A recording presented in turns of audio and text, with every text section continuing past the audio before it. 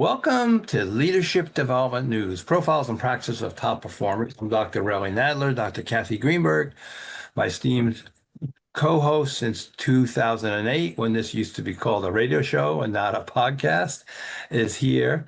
And so today we're going to talk about the critical first 45 days. So anybody in their leadership journey, how do you start off on the right foot? We're going to be talking with James Turk and hear about him and his consulting firm. And why are we doing this? Because we want to be able to give you some tips and tools to be your best. And especially for someone who's a new leader, I think we're going to get some tips and tools. And what do you do in those 45 days to be your best? And we always talk about emotional intelligence. What do you know about yourself? How do you manage yourself? What do you know about others? How do you manage others? Why? Because these are the tools and tips that's going to allow you and your team to perform in the top 10%. There's a ton of research about why emotional intelligence and all these leadership competencies that are so important. Kath, welcome to the show. I see you're ready to go. I am. I'm sitting here with my second cup of coffee for the day, my decaf. I'm afraid if I really had any more caffeine, I'd be intolerant. Yeah. Yeah, no, I'm excited for today's show. I mean, this whole idea of giving and relationships, everybody's into this new thing, relationships 2.0, and I think it's Right. beautiful. I really do. So I'm excited to learn from our guest today. And, emotional intelligence is fascinating. So I've been working with a gentleman behind the scenes here over in Cambridge. And what I find fascinating is that there are so many genetic aspects of relationships, as well as, what we would believe to be the talents and skills of forming them, like interpersonal skills, empathy, all the good stuff we talk about. So I want to learn all about this new idea that James has, and I guess we'll get right into it. Great. All right, so I'll say a couple words about James, and then we'll bring him on. So James is an executive coach, keynote speaker, facilitator, founder, and CEO. It's called the Turk Group. That's his name. It's a boutique learning and development consulting firm. More than 25 years of experience. So James is up there with Kathy and I of kind of doing this for quite a while. You don't stop giving away my age. I am going to find you. I'm going to find We're the old guard. And he has designed and delivered training and coaching in leadership development for sales, change management. The Giving Game he's going to talk about is one of his newest books, offering tips and tools often left out elsewhere. It focuses on practical applications. We love that. That's why we're doing this here, ensuring readers immediately implement what they learn. Based on the principles that in life and in business, it's better to give than receive. The Giving Game emphasizes a giving mindset over a getting mindset. I like that. Giving mindset over a getting mindset. So James, welcome. Thank you. It's good to be here. Thanks for having me. Well, we've heard you've had a wonderful breakfast, which is absolutely fantastic. We don't want Important. we don't want anybody coming to the show or listening to the show without some kind of basic nutrition. So I'm glad that that's the case. Why don't you tell us a little bit about you? Who's influenced you? How you got to this particular place in life, and what makes you keep giving? Such a good question. So I have been blessed through my life and through my career of just being around some really incredible people. So, my parents initially, they raised 7 kids. They were coaches. They worked full time. We had a developmentally disabled older sister, and it was kind of like the family's business to make sure that we took care of her. We grew up in a parochial system, Catholicism, which has people have lots of points of view on that, but at its core, there's a lot of service built into that. So I kind of grew up in this idea of just getting out of self and kind of looking for ways to help other people. And then early in my career, I just, had lots of people who were nice people, but weren't necessarily effective managers. We all have those. But I had a few managers along the way that really made it a priority to make my development and my kind of career development a priority for them. So, two that stand out, like early in my career, I was working in the art industry and galleries, and got a job working for a couple in Chicago. And they, I was very junior, but they saw something in me I didn't see in myself, and they took a chance and they developed me, and it turned out well for them, turned out well for me. And then later on, once I was in New York working in corporate America and human resources, I had a boss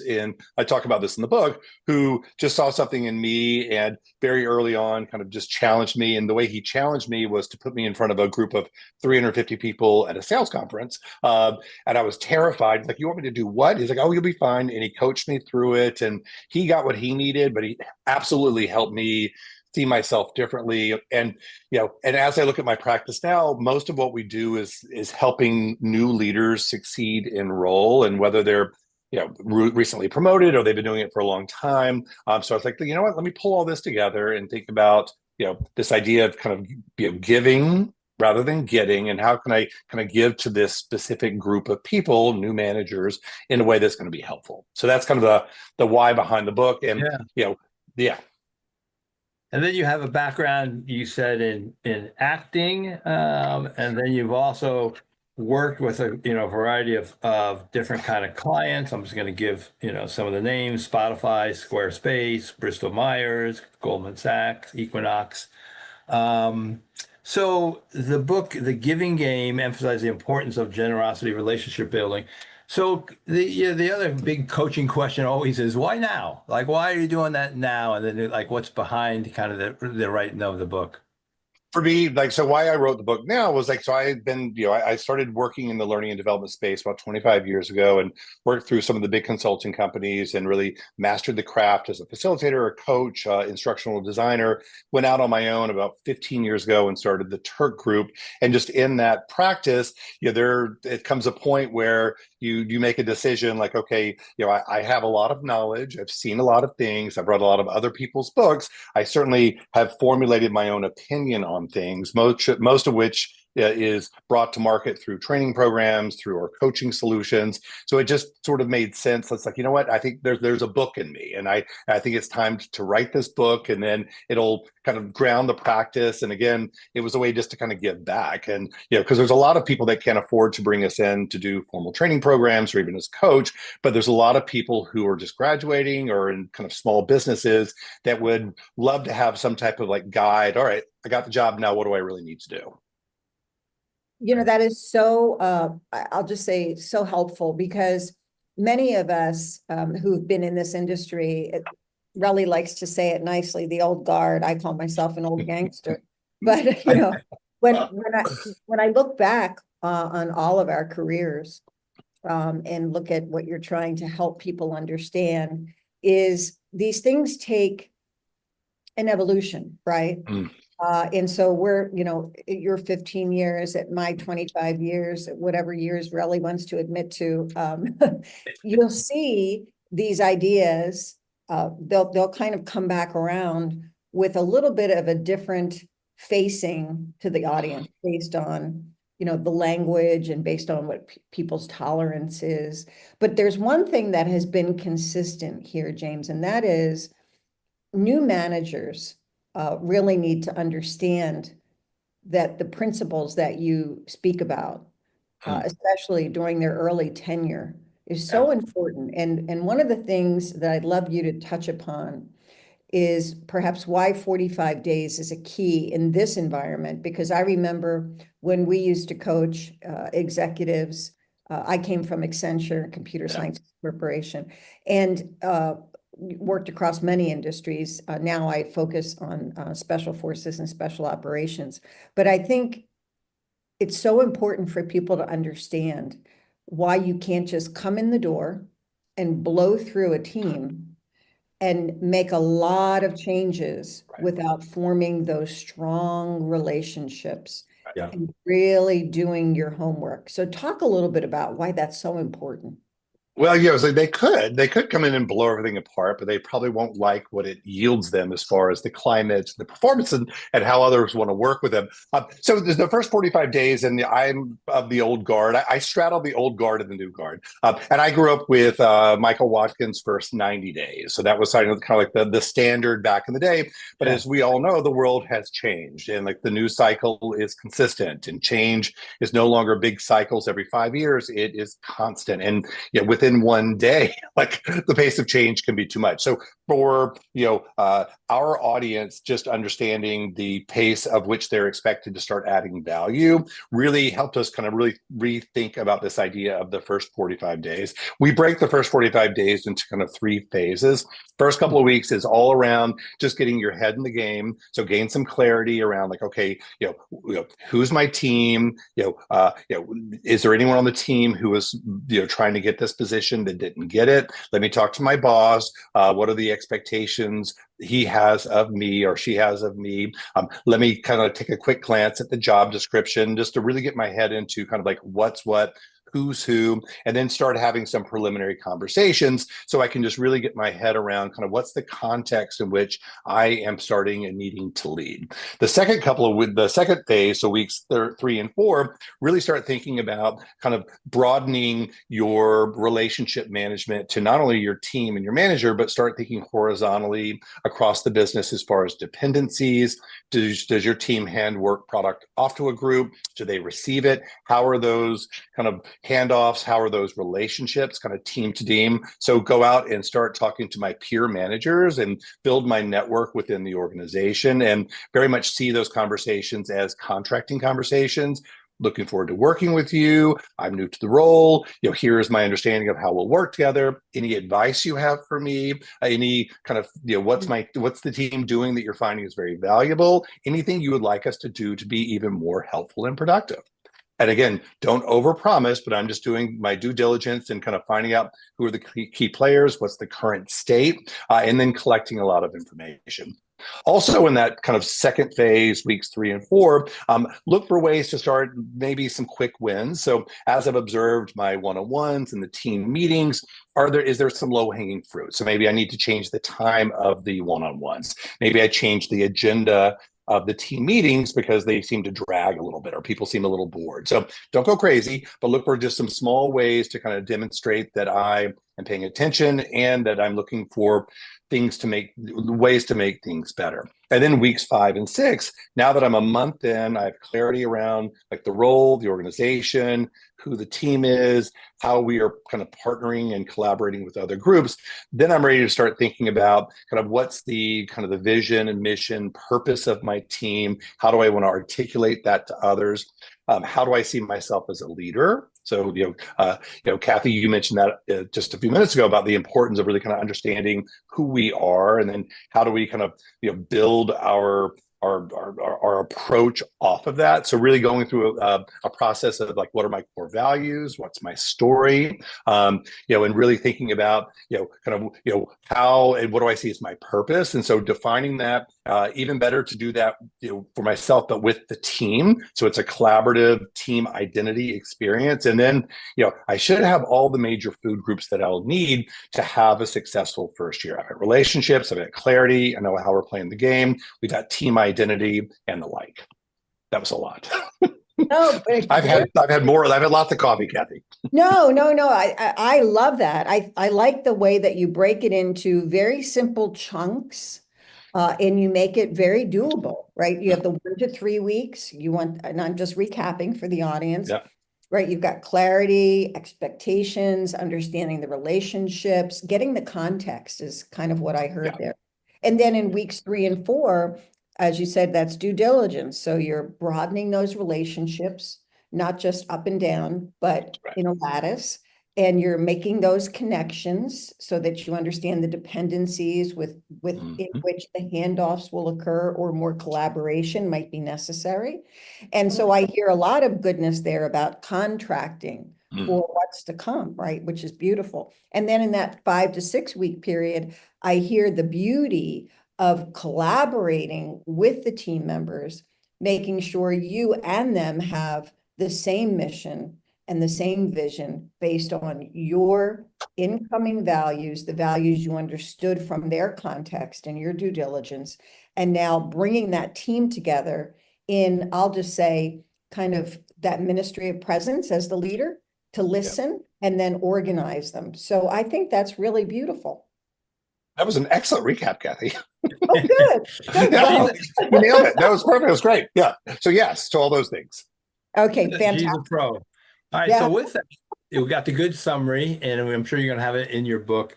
So one of the questions that popped up, and I'm sure you see this all the time, um, somebody who wanted the role but didn't get the role, and that can be really challenging for them.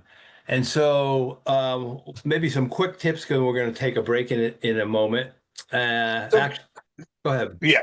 So just quickly, it's tough, and it's tempting to try to avoid it and skip it because like we are either friends or we're professionals and it'll just work itself out. Often it does not. So if you suspect that there is an issue, you need to kind of in a very respectful and deliberate way engage them in another form of a contracting conversation. Hi, I understand that you had applied for the role as well, and that the decision was made for me to get it. I would love to give you a chance to talk about it if you'd like to. And I also want to talk about how we can work together moving forward and have really what I anticipate to be a very productive relationship together. So just go after it head on, be open, be empathetic, be understanding, but then kind of, and most importantly, kind of focus in on the path forward versus the disappointment of not getting the role.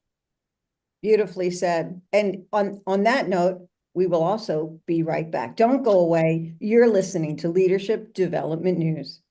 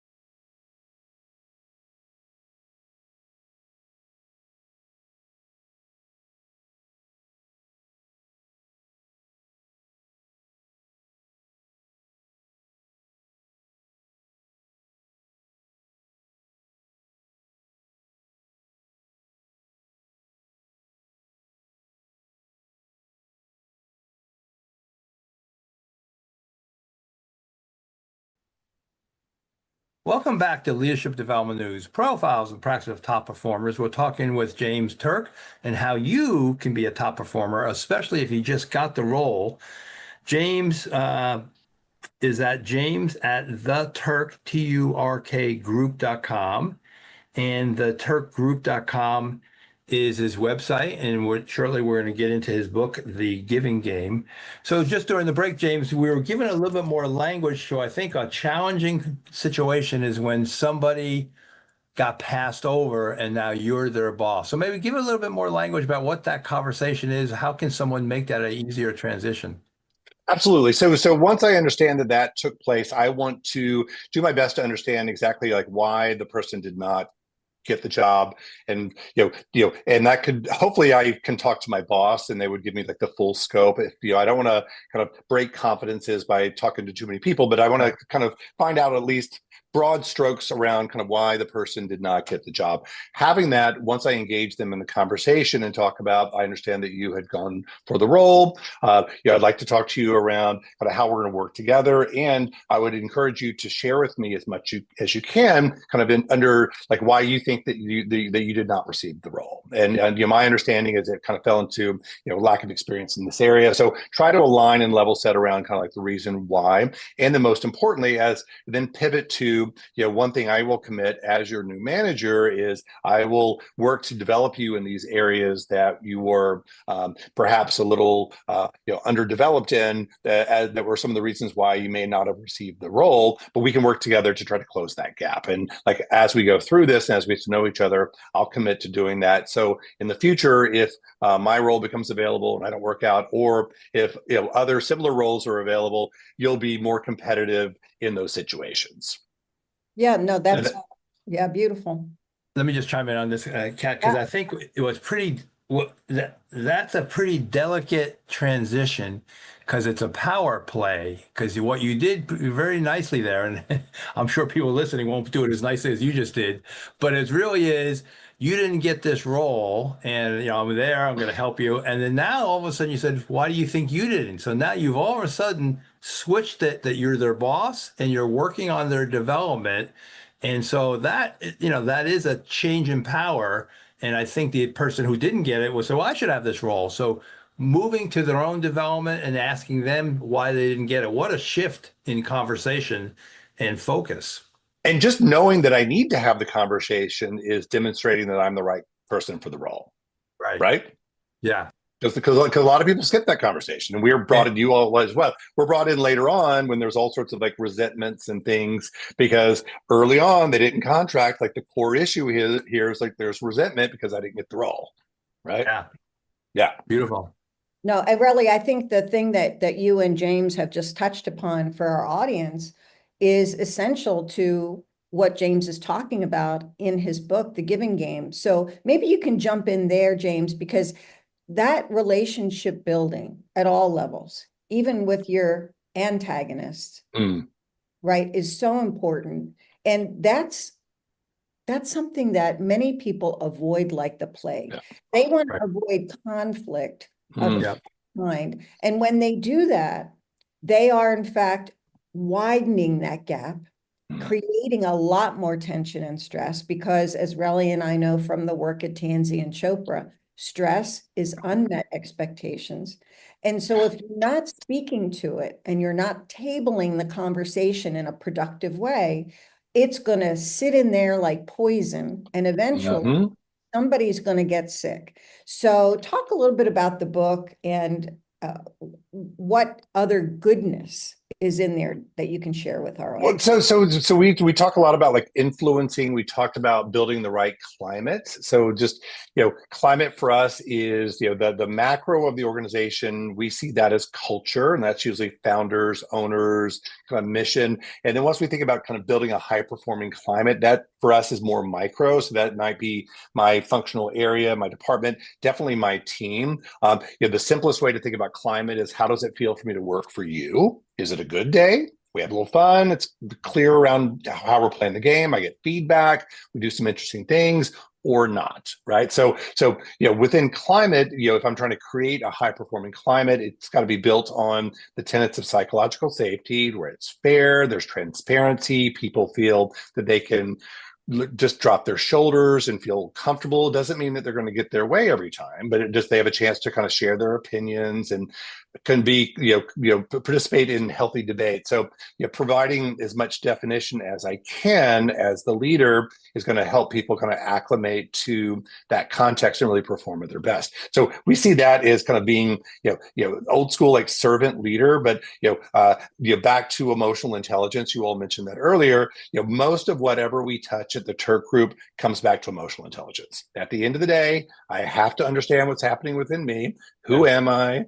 What are my triggers? Where am I comfortable? Where am I not?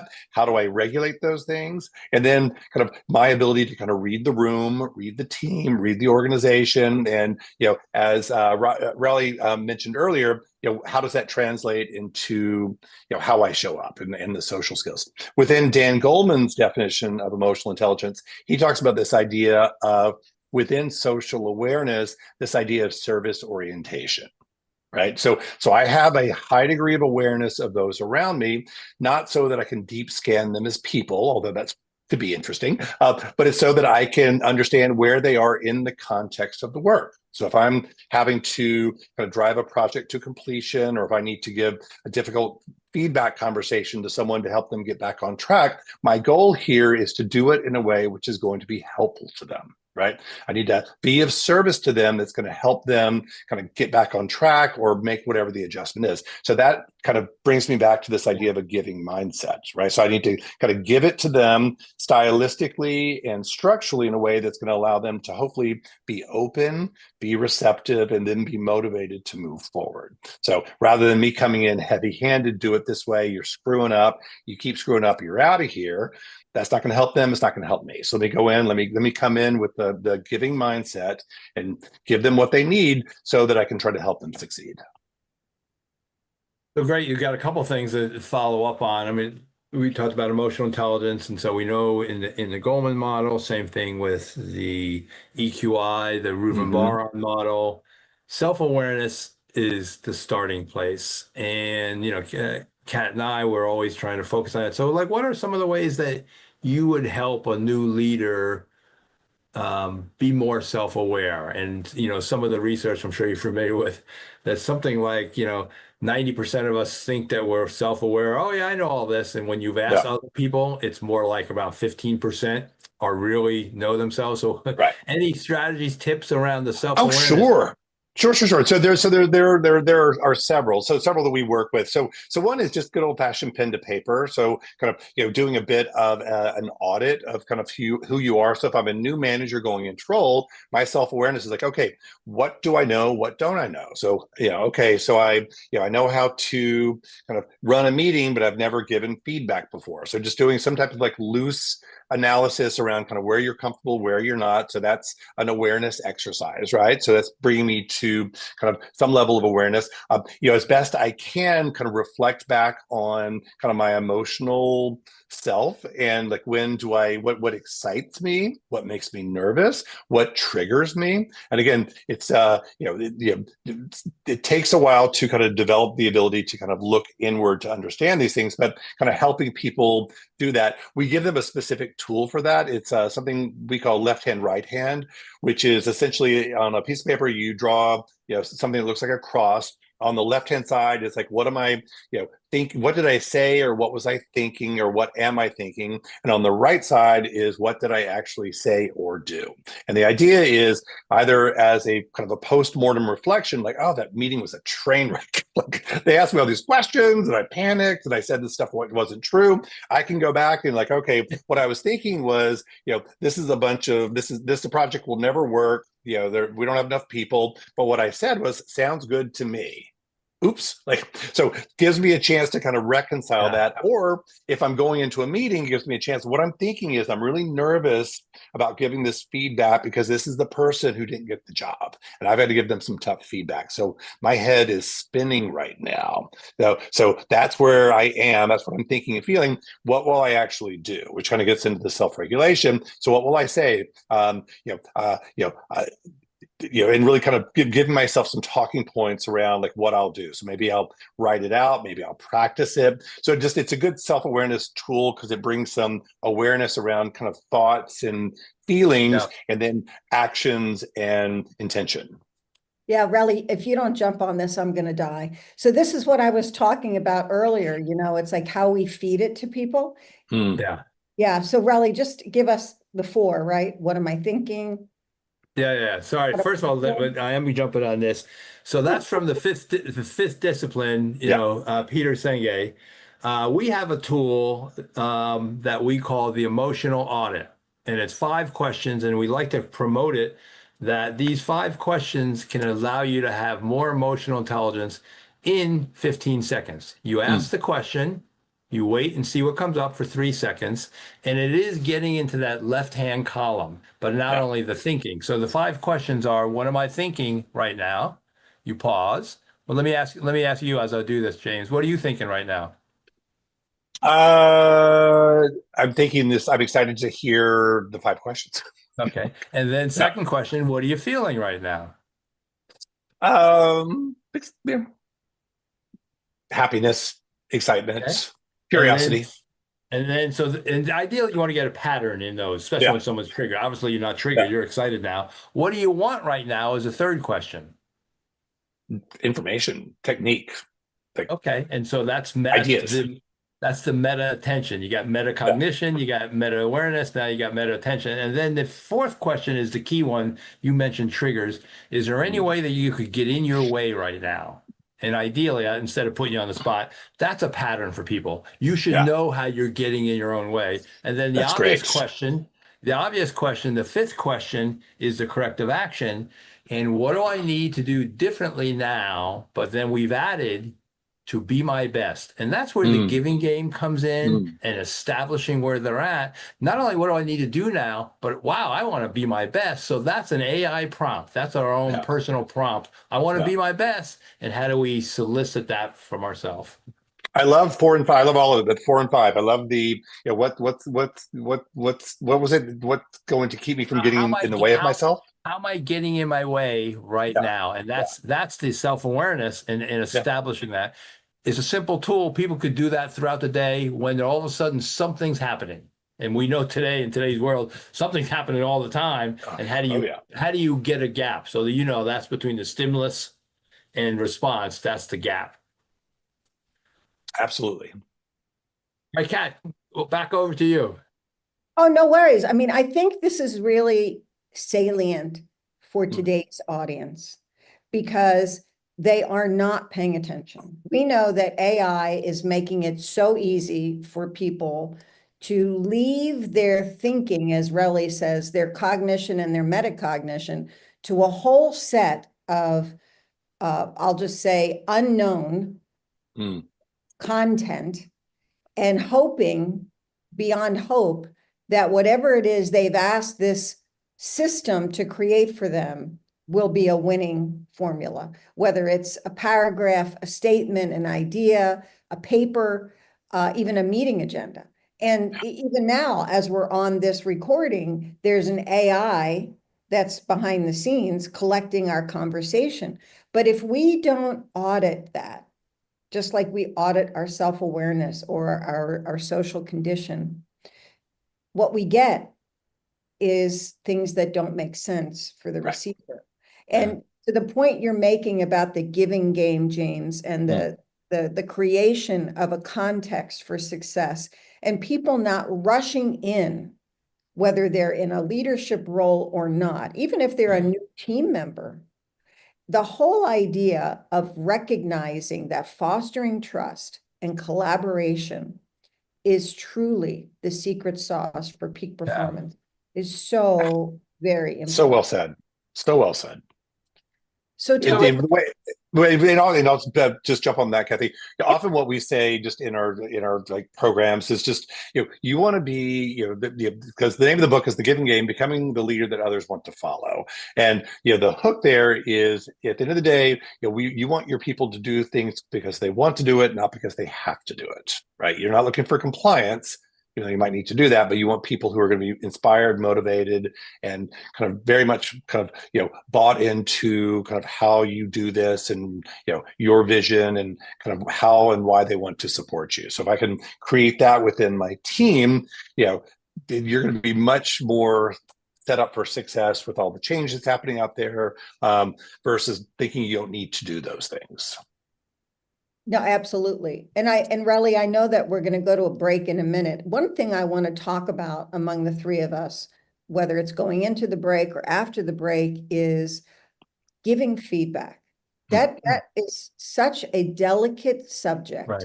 And to do that without understanding all those principles in the giving game is just a recipe for disaster. So do you want to jump in there a little bit, James, before we head into a break?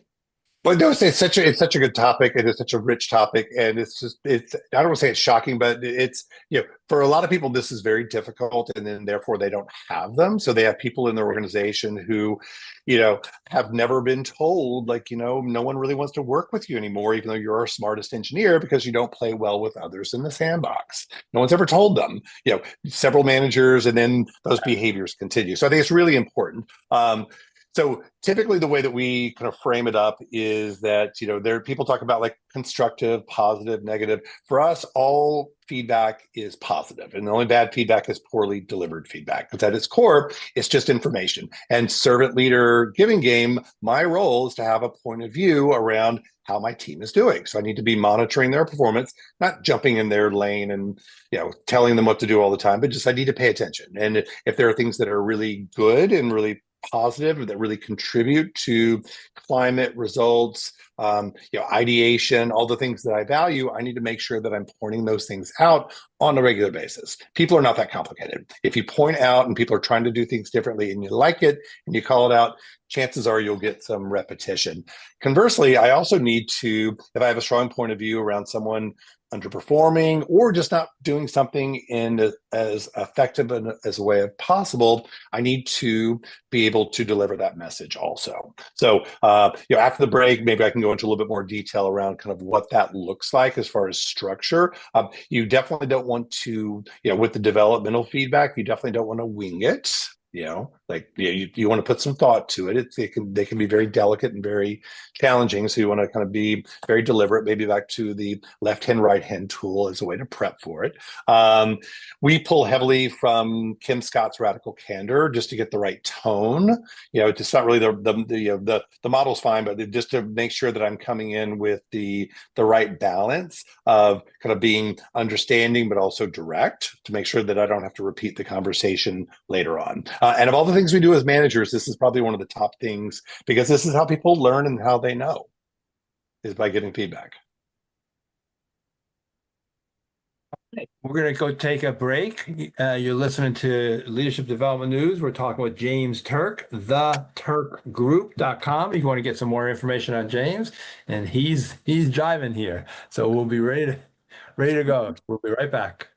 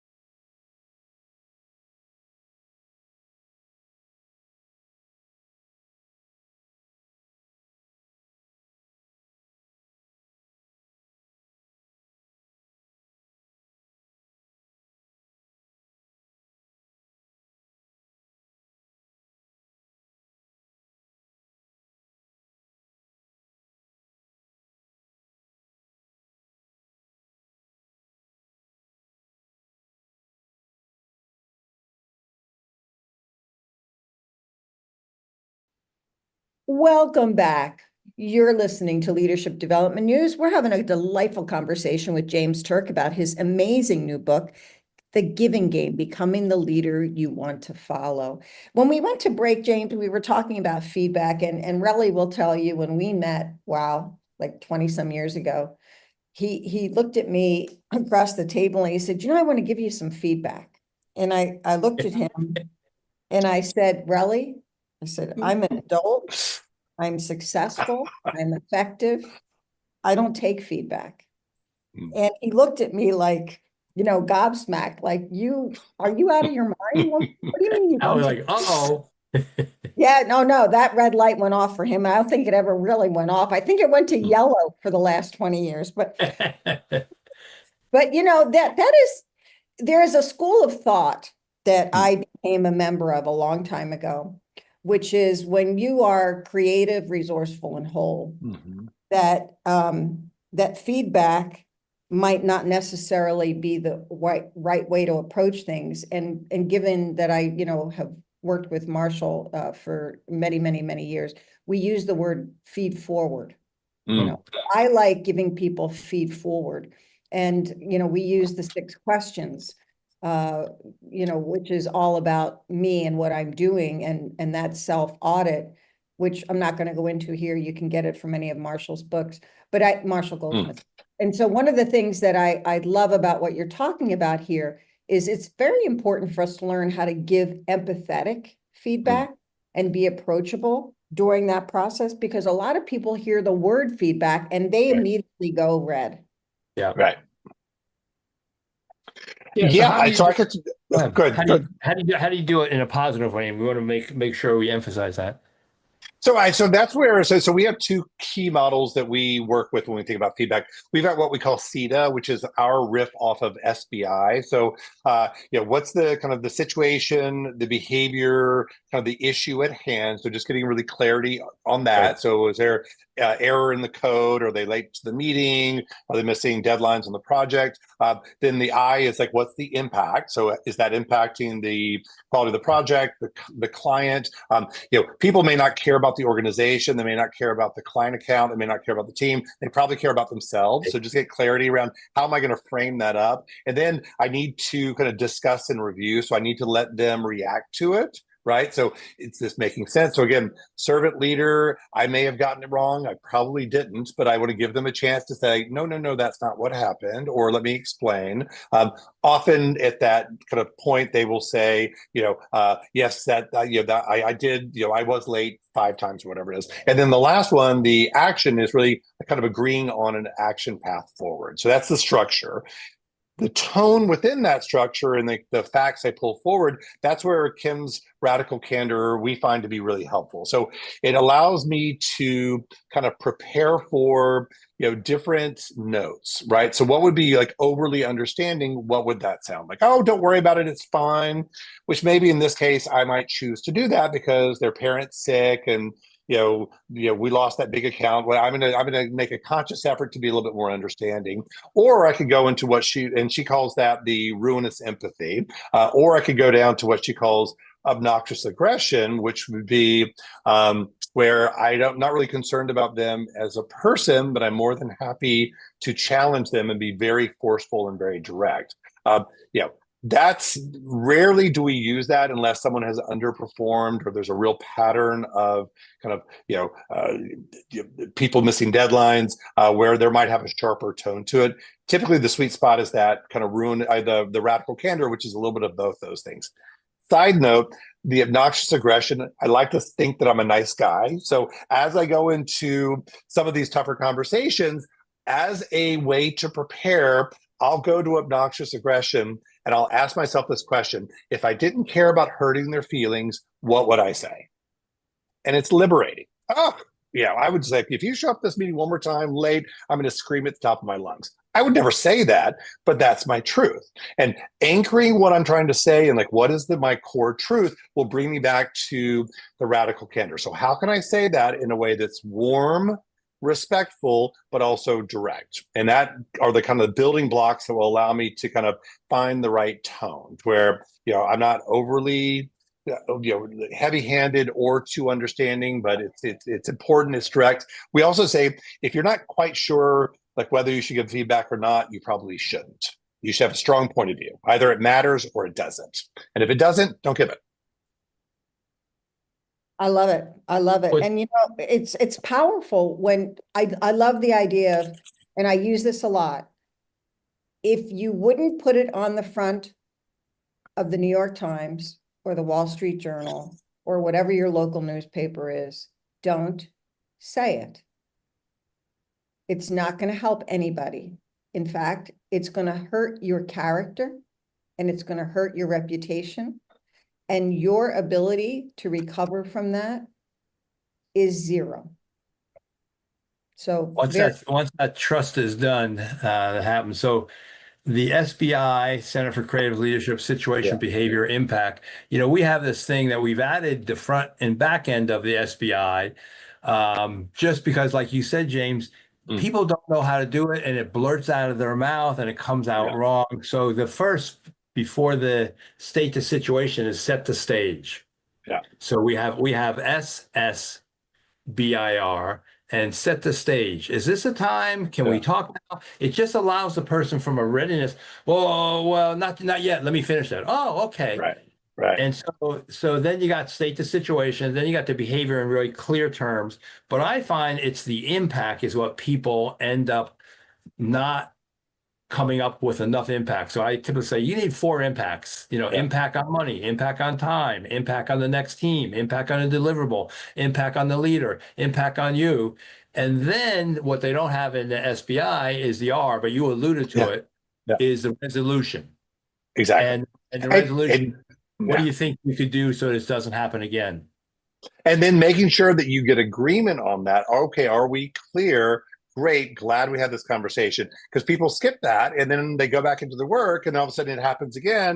And the employee's like, well, I didn't know that's what you meant. It's like, well, and if I can get that final, okay, let's agree on this, and okay, we're good. And depending upon the complexity, I may even say, like, this was wonderful. Why don't you shoot me a note once you get back to your desk, just recapping what we talked about, or why don't you just recap that for me now? If they can't send me a quick note or just tell me what we've agreed to, chances are they're not going to do it. But that's beautiful. And I think what happens, and this is what I end up saying with that model, sometimes you say, okay, so what do you think we could do this doesn't happen again?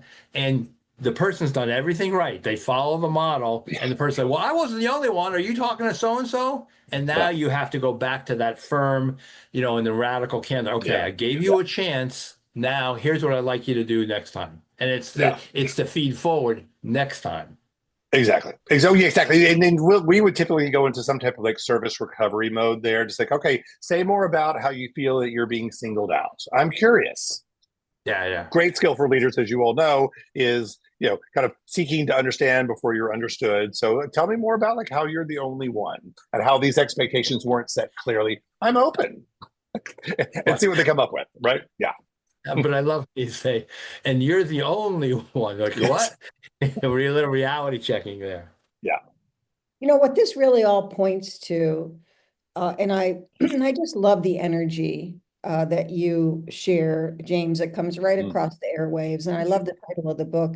It's all about creating and increasing something that we are so woefully short on these days in the workplace. No matter what you're doing or who you are, or whether you work virtually or in a brick and mortar organization, and that is psychological safety. Yeah. And I think it's so important for us to kind of just mention that as we know, when we're giving to people, our best version of us shows through. And when we're doing it with heart and sincerely to increase the best performance in everybody, boy, it's a win-win. Relly, I'm going to hand it over to you to do the lightning round. Okay, good. And then let's do the lightning round, James. Then we're going to have you just share what you have on your website. Sure thing. And so in the lightning round, I'm just going to ask you a quick question, and all you have to do is just say whatever pops in your mind. Leadership is...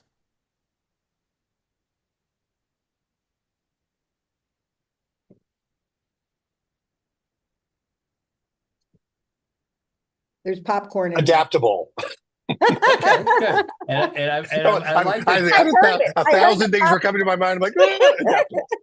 But good. No, man, I like you that you took some time with that. And then at work, it's all about, Fun. and then this is more for you. The best way you were charged during the workday is, Power nap is my first choice. If I'm at a client site, I will take a walk and have a big glass of water. okay, cool. And so just so we make sure we got this, tell us a little bit what's on your website. You can repeat it again, but like you got some good resources on there. So tell us about that.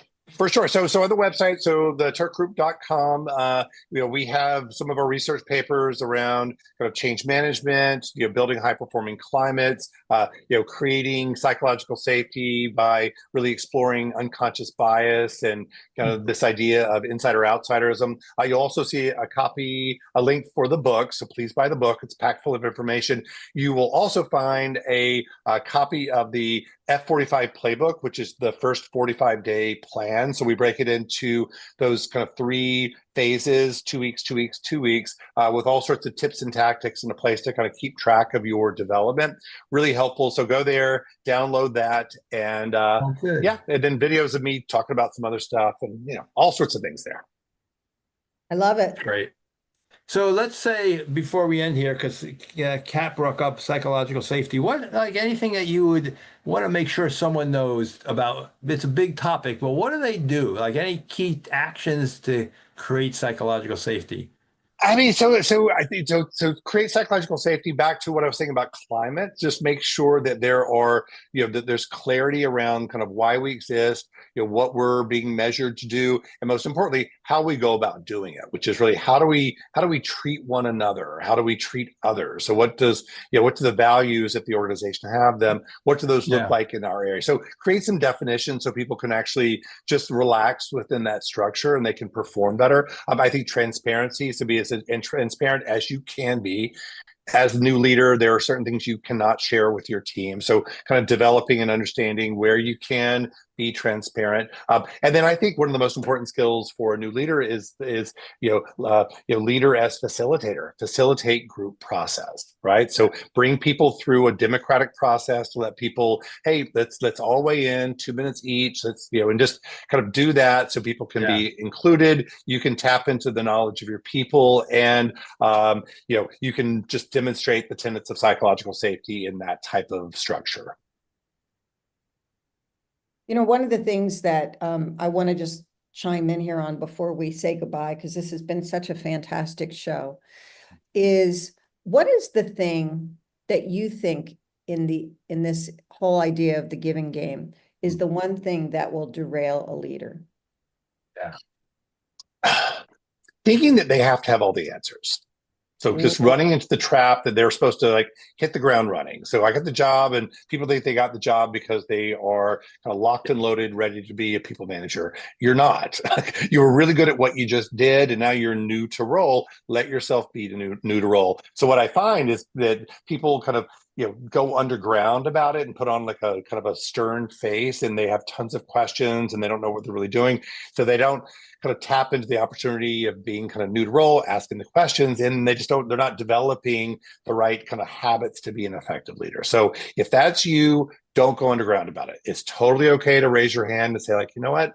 I need some guidance. I need some help here. I want to get this right, and I'm not quite sure how to do it. Who can help me?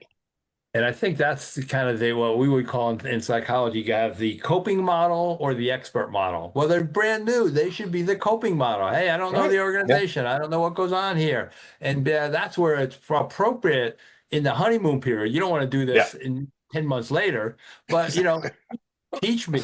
What do I need to know? You know. So thank you. All right. Fabulous show. We're going to bring it to a close here. So if you want more information about my co-host, Kat here, commandcollege.com is one of them. EB Life book. There's information about the emotional brilliance that Kat and I wrote. And then for me, drrowynadler.com. And for James, the turkgroup.com. So James, thank you so much. We really appreciate it. Thank you. This is so much fun. You all are fantastic, and just enjoyed conversing with you for the last hour. It was great. Well, thank you. We've had a great time. And I just want one little tiny adjustment. It's commandcollege.org. And it's Okay. not a big deal, but if you don't go to commandcollege.com, you're going to go to a company I don't know. But anyway, it's all good. We'll find each other one way or another. Yeah. Perfect. All right. So continue to tune in to tune up your performance, and we'll see you again